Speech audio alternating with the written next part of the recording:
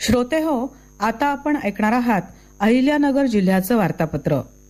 या वार्तापत्रात 67व्या राज्यस्तरीय अजिंक्यपद कुस्ती स्पर्धेत पुण्याचा पृथ्वीराज मोहोळ विजयी, 37वे महाराष्ट्र पक्षीमित्र संमेलन शेवगावमध्ये उत्साहात आणि अहिल्यानगरमध्ये झालेल्या राज्यस्तरीय शब्दगंध साहित्य संमेलनात भरगच्च कार्यक्रमांची मेजवानी यासह ऐकूयात आमचे अहिल्यानगर जिल्ह्याचे प्रतिनिधी मनोज सातपुते यांनी पाठवलेला ठळक घडामोडींचा हा आढावा.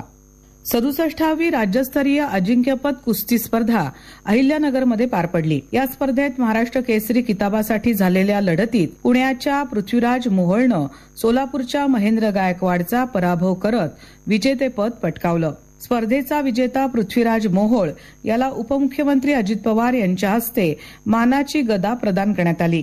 राज्यातील क्रीडा विकासाला चालना देताना प्रत्येक खेळासाठी आवश्यक आर्थिक सहकार्य देण्यात येईल अशी ग्वाही पवार यांनी यावेळी दिली.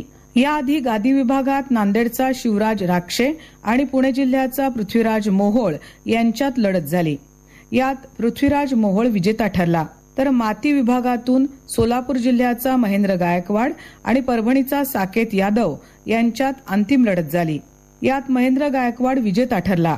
अहिल्यानगरच्या वाडिया पार्कमध्ये उभारण्यात आलेल्या बलभीम अण्णा जगताप क्रीडा नगरीत झालेल्या या कार्यक्रमाला केंद्रीय राज्यमंत्री मुरलीधर मोहोळ, विधान परिषदेचे सभापती प्राध्यापक राम शिंदे, जिल्ह्याचे पालकमंत्री राधाकृष्ण विखे पाटील आदी मान्यवर उपस्थित होते.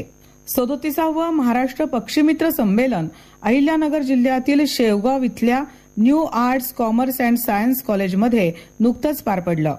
या संमेलनाच्या निमित्तानं जायकवाडी परिसरात पक्षी निरीक्षण करण्यात आलं.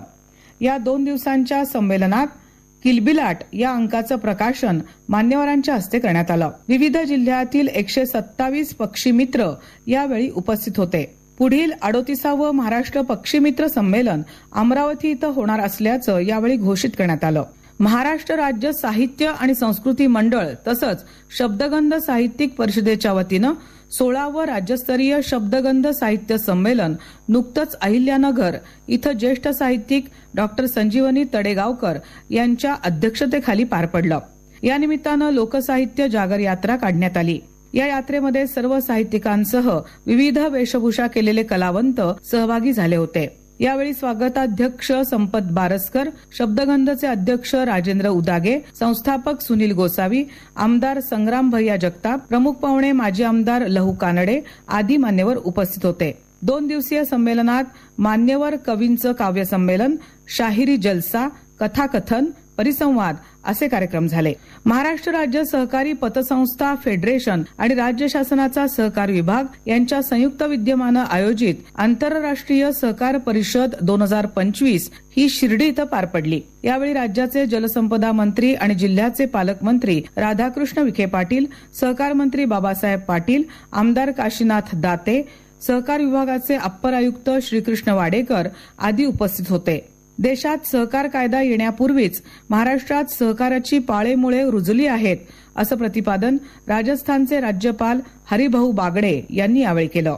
शिर्डी इथल्या श्री साईबाबा संस्थानमध्ये दर्शनासाठी येणाऱ्या भाविकांना परकीय चलनामध्ये देणगी अर्पण करण्याची सुविधा आता उपलब्ध झाली आहे.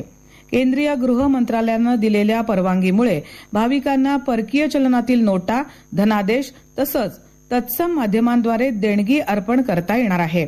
संस्थानचे मुख्य कार्यकारी अधिकारी गोरक्ष गाडीलकर यांनी ही माहिती दिली. तर श्रोते हो, हे होतं अहिल्यानगर जिल्ह्याचं वार्तापत्र. आमचे अहिल्यानगर जिल्ह्याचे प्रतिनिधी मनोज सातपुते यांनी पाठवलेली माहिती आपण ऐकलीत.